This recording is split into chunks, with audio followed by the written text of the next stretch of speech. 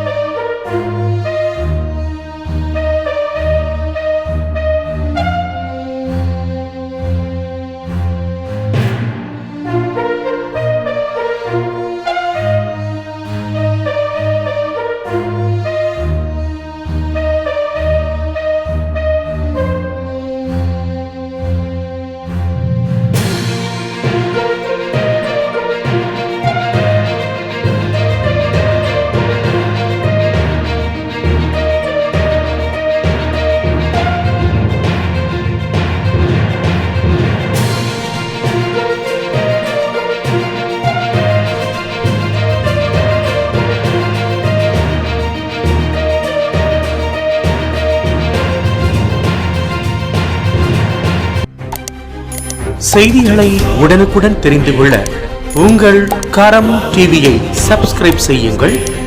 அதோடு பெல் பட்டனையும் கிளிக் செய்யுங்கள்.